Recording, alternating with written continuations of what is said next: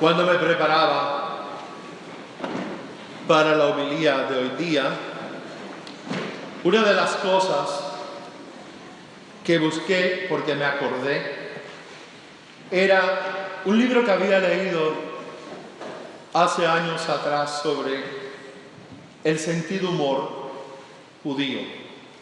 Estaba escrito por el rabí Joseph Telushkin y hay en ello una historia que siempre se me quedó en el recuerdo de la memoria y del corazón. Resultaba que había en Jerusalén un rabí muy famoso y le regalaron una gabardina de verano muy costosa y él se buscó el mejor de todos los sastres de Jerusalén.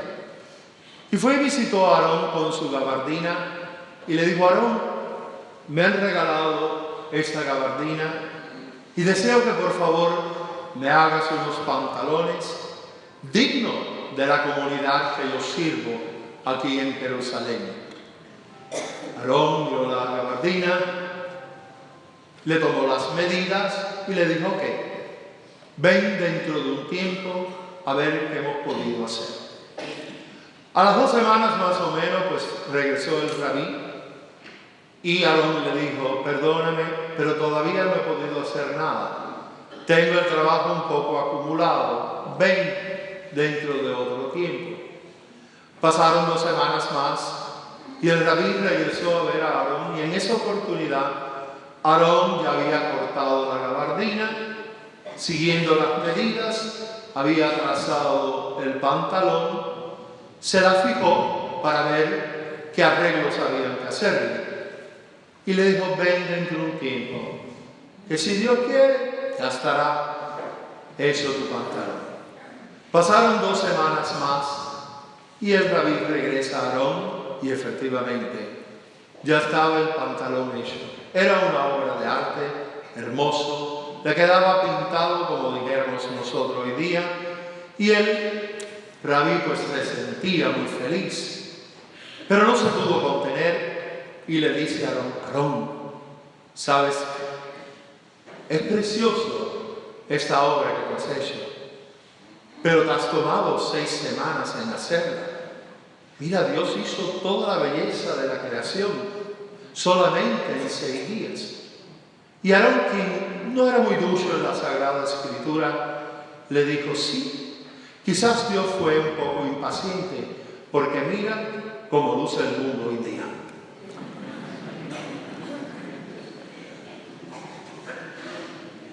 Mas sin embargo, una de las virtudes más grandes de Dios que continuamente nos trata de transmitir es la paciencia de Dios. Y a veces nosotros no lo apreciamos. Las lecturas de hoy día tienen en común algo que habla directamente sobre la paciencia de Dios sin decirlo así como tal. En ella vemos el llamado de Dios al ministerio tanto de Isaías como de San Pablo, como el de Simón Pedro. Dios nunca se impone. Dios siempre nos llama y respeta nuestro libre albedrío. Y en cada uno de estas lecturas pertenecientes a estos 3 grandes hombres de fe, reconocemos ciertos rasgos comunes. Y el primero es lo pequeño que se ve ante la presencia de Dios, lo imperfecto que se ve ante la presencia de Dios. Lo que ven agudamente son sus pecados e inmediatamente el arrepentimiento que los conmueve en su corazón para pedirle al Señor que indignamente que son, les extienda su amor y misericordia, y entonces así, y solamente así, poder aceptar ese llamado de Dios. La historia de la humanidad, y por eso quizás a veces nos metemos en los problemas que nos metemos, es porque raras veces estamos dispuestos a reconocer nuestros pecados, nuestras imperfecciones, nuestras omisiones debidas, en fin, nuestra responsabilidad personal sobre nuestros actos y cómo estos impactan no solamente en nosotros, sino en otros y en toda la creación. Lo vemos desde el libro de Génesis, lo vemos desde nuestros ancestros Adán y Eva. Lo vemos esa tarde en que el Señor regresaba al jardín, ese jardín tan hermoso, tan lleno de paz, de la presencia viva de Dios, donde puso a Adán y a Eva, sus seres más queridos, seres que Él mismo creó con sus propias manos, a su imagen y semejanza, seres a quienes les sopló el aliento de su vida para darle vida. Y al no encontrarlos, empieza a recorrer los confines del paraíso y suavemente preguntar: Adán, Eva, ¿dónde están? Y temeroso Adán, sabiendo que todo había cambiado ya para él, evadió la pregunta de Dios y le responde diciendo: estoy desnudo. ¿Acaso eso fue lo que Dios le preguntó? ¿Le preguntó cómo estás o le preguntó dónde estás? Pero en la respuesta de Adán se delata que sus ojos se habían abierto, que ahora por la desobediencia había visto algo que Dios, en su amor y su misericordia, le tenía a ciegas hasta ese momento de la desobediencia. E inmediatamente le pregunta al Señor: ¿y cómo tú sabes que tú estás desnudo? ¿Acaso tú comiste del árbol prohibido? Y aquí vemos la primera evidencia de evitar nuestra responsabilidad personal, pasársela a otro. Porque nos cuesta reconocer nuestras imperfecciones, nuestros pecados, nuestras omisiones y verdaderamente el peso de nuestras acciones indebidas. Y le contesta Adán, como sabemos: la mujer que tú me diste. Claro. En ese momento, Dios le debió de haber recordado a Adán, pero no lo hizo. La mujer que yo te di. No, vamos a tener las cuentas claras. La mujer que me pediste, tu compañera, tu igual, aunque no son iguales, pero son iguales en la unión de las dos carnes que se hacen una. Y ahí dan imagen y semejanza a mí y a mi amor. Tú me la pediste y yo te la he dado, para que sea tu compañera de vida. Pero Dios, contrario a nosotros, no le sacó los trapos sucios. Se vira para Eva y le dice: ¿qué has hecho, mujer? ¿Qué has hecho? Y ella, evadiendo también su responsabilidad personal, mira al Señor así, un poquito cabizbaja, y le dice: la serpiente, la serpiente, esa es la culpable, esa fue la que me llevó a desobedecerte. Y hay una parte en la Sagrada Escritura que el autor no escribió, pero yo no dudo que ocurrió. Y es cuando la serpiente se vira para Dios y le dice: ¿y tú qué me miras? ¿Acaso yo no soy tu criatura? La culpa es tuya. evadiendo la responsabilidad personal, aún hasta culpar a Dios por nuestras acciones. Pero ese no fue el caso con Isaías. Hoy tenemos ejemplo del llamado del profeta de Jerusalén, que cuando Dios lo llama, se considera completamente indigno por sus pecados, por sus omisiones, por sus imperfecciones.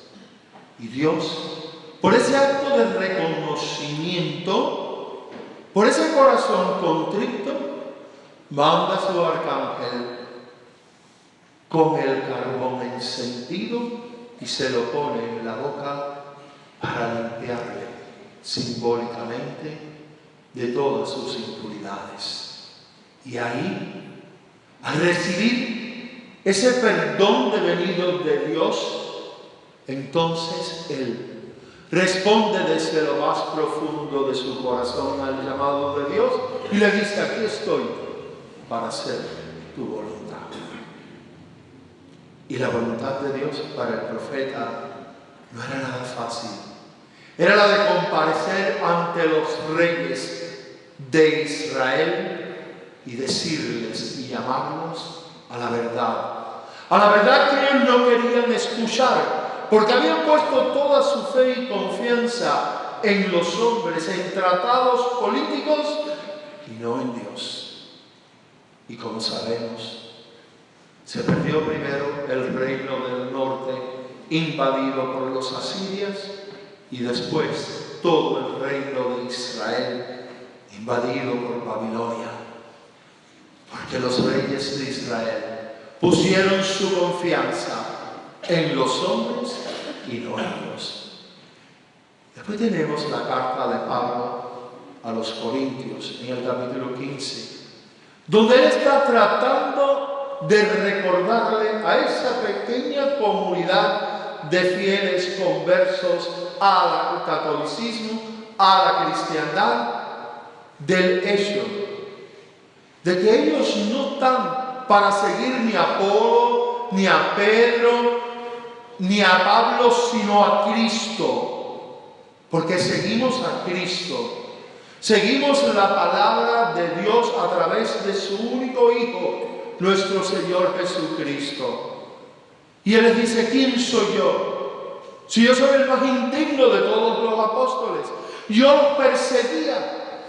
¿Cuántos murieron como resultado de mis persecuciones?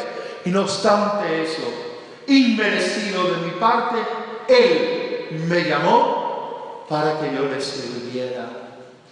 Y abrí mi corazón ante el Señor y pide perdón, no solamente nuevamente a Dios, sino ante la comunidad de fieles. Y ahí nuevamente se renueva en Él la gracia del perdón y de la misericordia de Dios.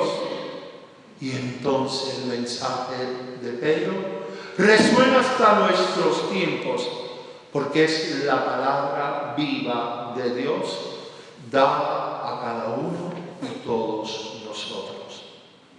Y llegamos al Evangelio.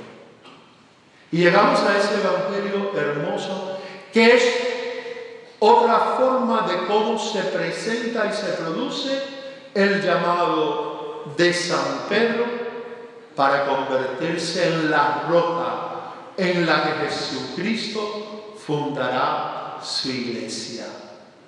Aquí vemos esa parte teológica de la misión de Pedro como pastor de las ovejas de Cristo, de ir hasta los confines de la tierra, bautizando en nombre de la Santa Trinidad y enseñando todo lo que Jesús nos ha enseñado, como bien lo expresa el Evangelio de Mateo en el capítulo 28, versículos 19-21.